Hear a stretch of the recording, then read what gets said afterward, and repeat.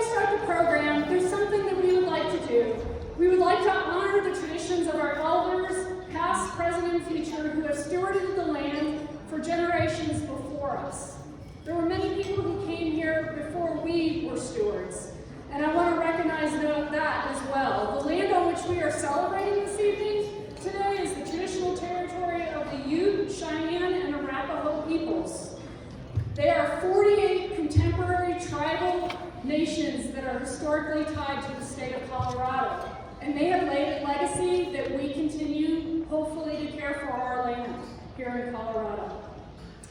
In honor of them, I would like to take a moment of silence just to recognize and respect them for what they have given to our state. So if everybody could just take a second.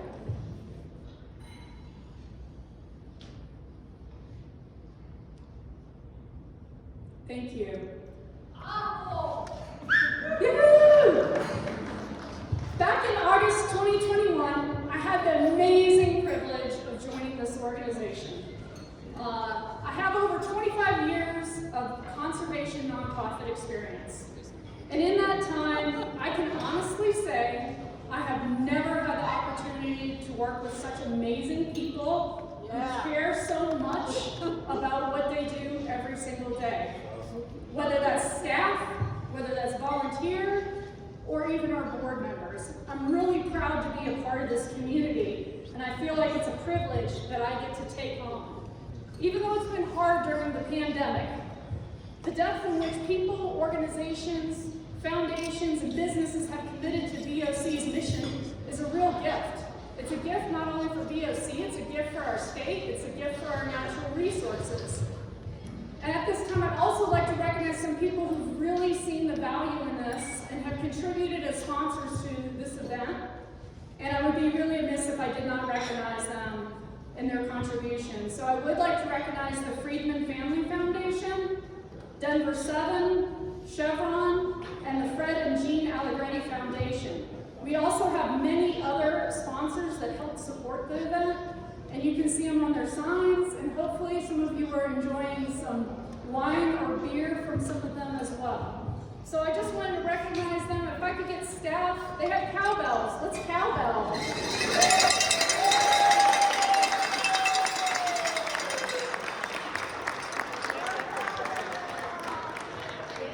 This will not be the last time you hear that cowbell. I am warning you. It is our way of saying thanks for contributions that have been made to our organization and our mission. And we will hear that again as we get donations that come in. You may hear staff ringing the bells. That's the wonderful sign. That means people are giving to our organization to help us amplify our mission. And it's very important to us. In the spirit of thanks, I would also like to recognize some people who have truly believed and supported VOC's mission for a very long time. There's some folks that we would like to recognize for the first time. There's a group that we would like to call our legacy donors. They're folks that through thick and thin have donated $250 or more a year for a 10-year or more commitment, which is a very large commitment for us. We would like to recognize them every year now at this event, and we have a panel right here recognizing those donors, and that will also be shared in our office. So at this point, I would like to give a toast. So if you have a drink, please toast these wonderful people who believe in our mission and always help.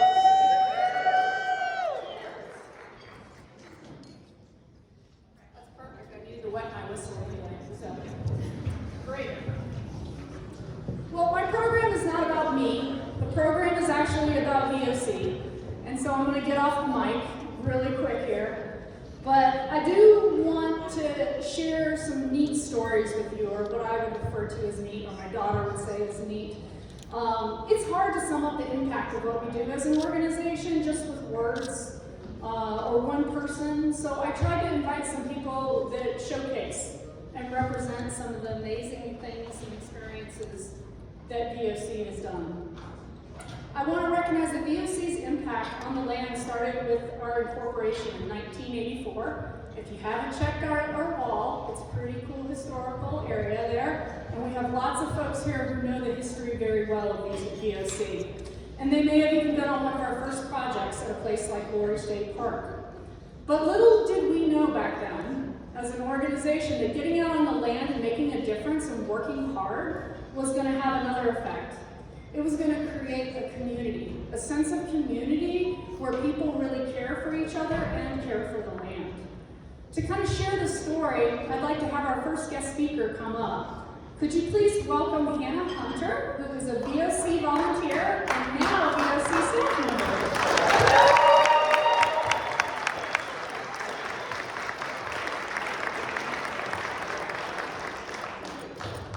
Thanks, Chris. Yeah, like Chris said, I'm Hannah Hunter. I've been a volunteer for 5 years, and I get to be one of the seasonals this summer, so hopefully you'll see me out on projects. But I'm going to share with you a story from one of the projects that made me both commit deeper to VOC and also spurred a lot of my personal life mission and values. So this was maybe one of my third or fourth projects, and it was a new trail construction down in San Luis on the Rio Sacred Trail. So if you've ever been in the San Luis Valley, you're driving south through Fort Garland, and after about an hour on a dirt road through dusty agriculture, the mountains just rise up out of nowhere. And we camp tucked into the mountains near a little creek. And like I said, this is new trail construction. And my crew, we had to build a new tread on like a 45-degree slope and a 25-foot long retaining rock wall. It was a lot of work. But honestly, I'm sharing this story because this is when I realized that VOC is about so much more than the trail work. It was on this project that I met and developed some really deep friendships and lifelong mentors with people who are here tonight. And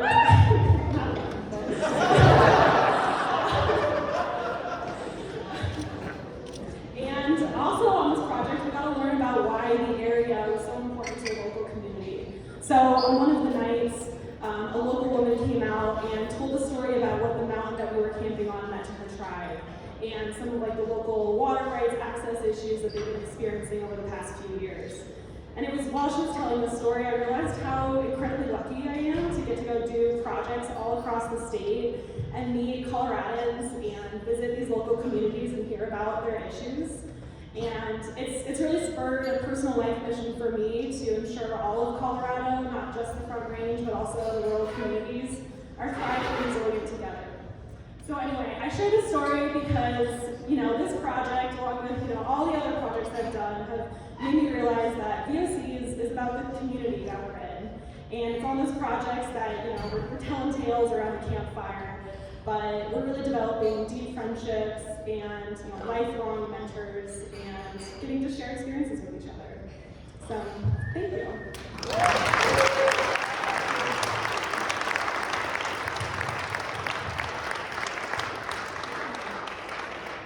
Thank you, Hannah, and I'm sure there are other folks out there that have similar stories as well.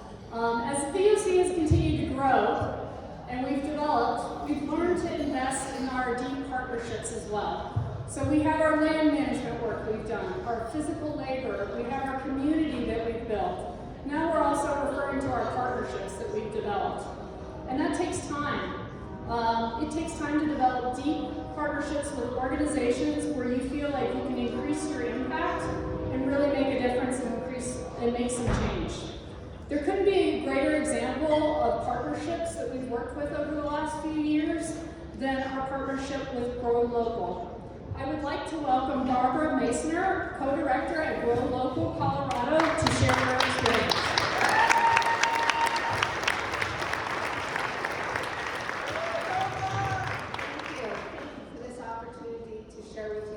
Why Volunteers of Outdoor Colorado is an incredible partner to have.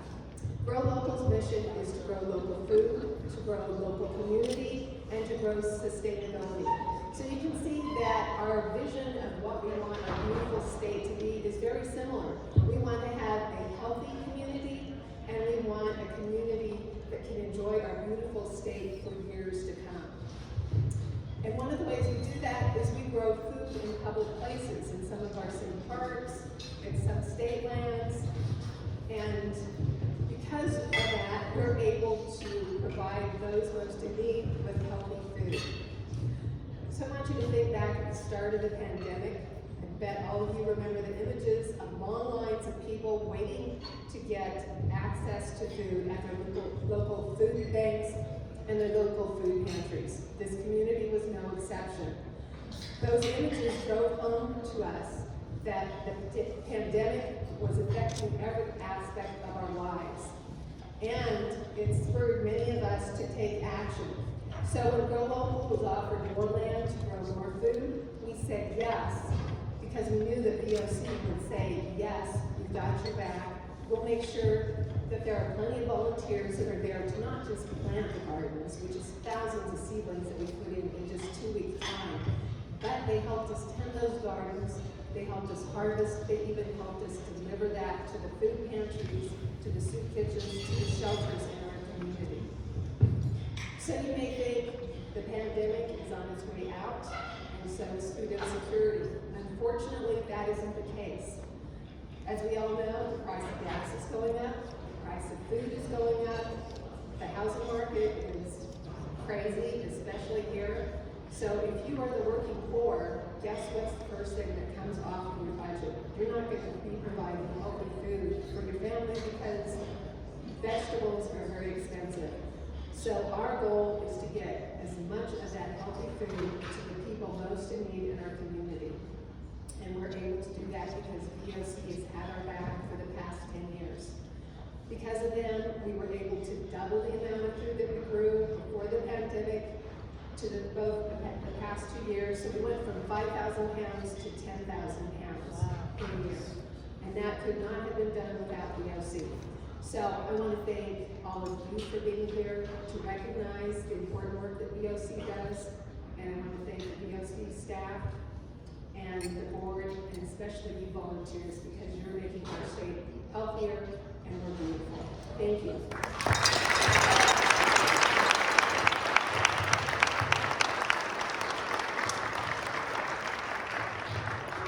I hope you're starting to get that there's some themes going on. We're talking about our public lands, we're talking about partnerships, we're talking about communities. The other piece that I want to mention here is that we have a growing state. We mentioned briefly about COVID and impacts and the number of people that are coming to Colorado and the amount of users that we have in the outdoors. We're starting to realize at VOC we need to play a role in helping to support or help to manage that growth. And that means we have a critical role to play. That is to engage more volunteers, new people to the state of Colorado in different ways to get them to provide a connection to our outdoor spaces and the natural resources that we love so much in our state. This is going to take an extra effort, and we realize that as an organization on our part, and it will make us uncomfortable sometimes. But we recognize the value in growing our VOC community of volunteers and creating another sense of community that people can continue to follow. I'd like to share with you another speaker who has helped us in this effort and has really been supporting us over the last year and seen the change us as an organization is trying to make. I'd like you to please welcome Daryl Watson, co-founder and principal at Watson and Lane Consulting and a VOC volunteer.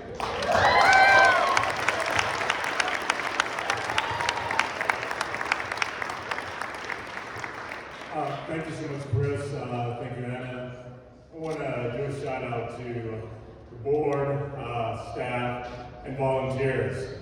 When my husband Mike is taking pictures of me right now, when we received a notification from VOC that we won the contract to support you and all the amazing work that you do for the state of Colorado, it was one of the most joyous times we have in winning a contract. Sometimes you win a contract, you're like, oh hell, now I gotta do the work. When it came to VOC, we knew that your mission, your vision, your focus for all of Colorado and ensuring that the outdoors are available for everyone within the state so matched not only our interest in the work that we did, but the fact that we love to hike, bike, and camp in the trails and the places that you were restoring and supporting. So it has been a joy. It feels like we're stealing money from you, being paid to do this, but we're not really. We're earning it. We're working hard. But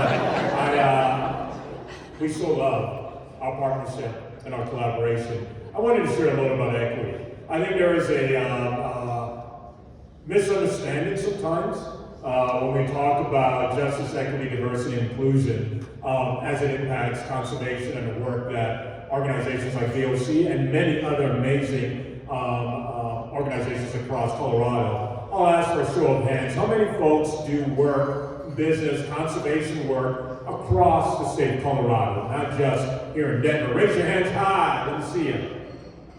Give yourself a round of applause. I asked that question because I know VOC has been intentional in their focus on equity because they know that they are a Colorado organization. And Colorado is a growing state, as Chris said. There are many folks who are doing great work throughout the state, and VOC has an opportunity to meet the needs for the state of Colorado by having an intentional process and looking at that process through the lens of equity. The work Chris said may have been tough. It didn't feel tough for us. I mean, we feel as consultants, we were running to catch up with the enthusiasm of the staff to really look at what are we, even from what we're reading, what are we studying, how are we meeting, hiring new staff members, how are we looking at new board members. They jumped so far ahead of the work that we're doing, and I say that because the roots of equity, the roots of inclusion, the roots of loving Colorado and ensuring that all Coloradoans feel welcome, where VOC was always there. And you, Chris, you, Anna, the staff and board, simply through our partnership, helped to build the strategic process to scale that. So we are so honored to be a part of this. We're honored to see the folks who are legacy donors, the folks who believe in the mission and the vision of VOC. I can tell you one last anecdote. We were able to help to build a trail, I think it was in Buena Vista, correct? I'm telling you, there's not a trail I walk on, I don't care where I go, that I'm not critiquing it. I'm like, this is not up to par. Give me some tools, let me start winding in this trail. Let me put some extra, VOC has made me a trail critic worldwide, and that is, it's going to stick with me forever. So I just want to say on behalf of my family, on behalf of our firm, and really on behalf of Colorado, thank you for the great work that you're doing. Thank you everyone in the audience for supporting this amazing organization and support them more. I want to hear those bells ringing all night long. Thank you very much.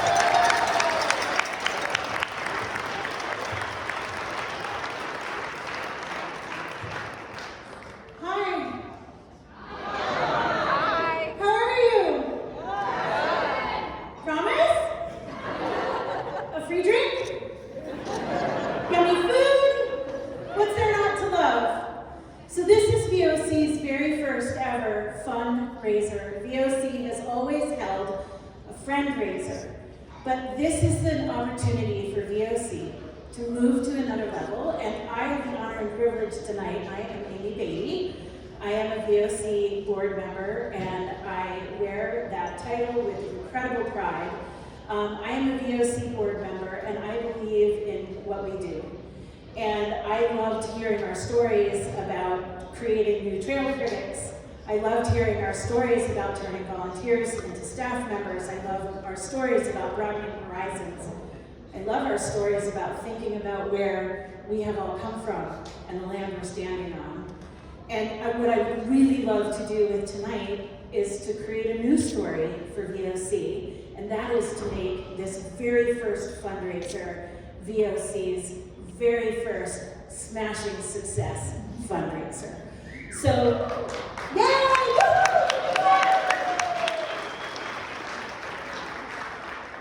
I thought the pandemic was really tough. There were some silver linings, but I found the pandemic to be pretty tough.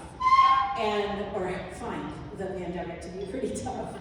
And I oversee at work a team, a pretty sizable team, and one of the things that we do is we set goals. And as a goal for my entire team, one of the things that we're focusing on is kindness. I'm a little socially feral from the pandemic. I don't know about you guys.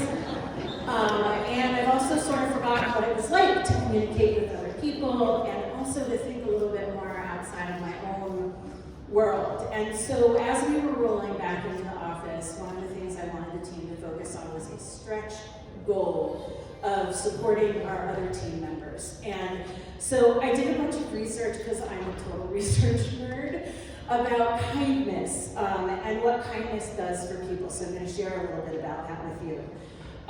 If we put others' well-being before our own, there is a documented study that says people get a helper's high. You actually get little dopamine hits when you run around and help other people. You let someone else in front of you in traffic, you support someone if they're carrying grocery bags. So it can reduce the risk of cognitive impairment later in life. It can lower blood pressure. Kindness can also make you happier. Who doesn't want to be happier?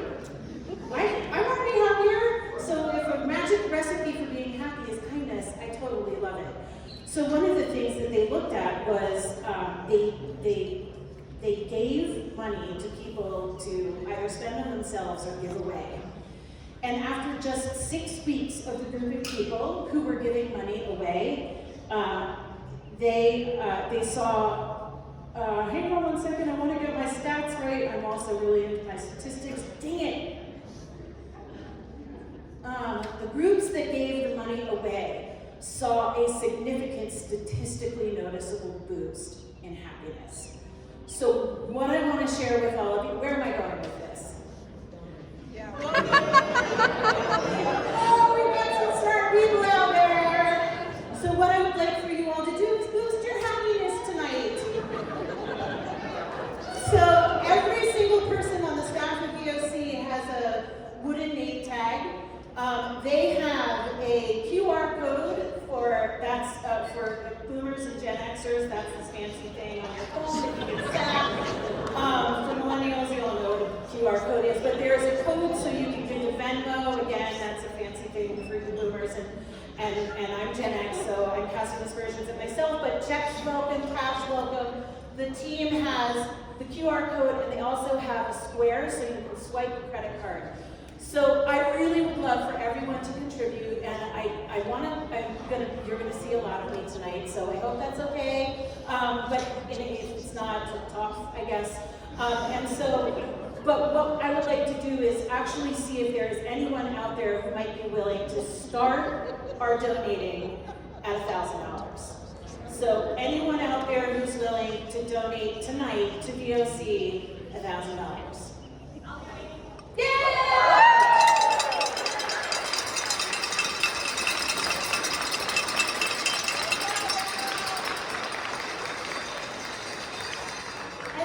Thank you so much. So find one of the team members and hand off your plastic. Anyone else willing to give $1,000 tonight? Over here.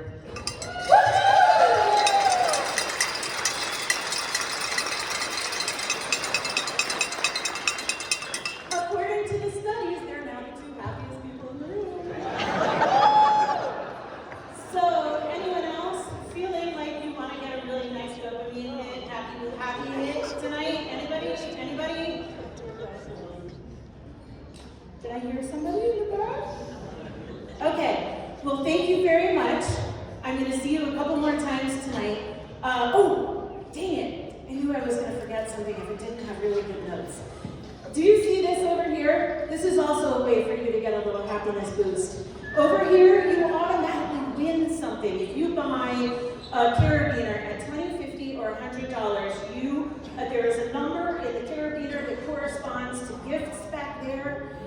So go buy a carabiner and get yourself an automatic gift, and then please also note that there are plane tickets in the back that we are raffling off. 2 round trip tickets on United Airlines. Well, first bid is $300. $750 gets you 3 names in the hat. So please consider getting yourself some plane tickets or getting yourself some very cool prizes back where literally you walk up and you walk away with something in your hands. So enjoy the evening. I'll see you in a little bit. Please find someone on staff if you don't want to donate publicly, and just hand them off your credit card, your checkbook, your will. And if anyone has their will here, we gotta talk. But in any event, have a wonderful night.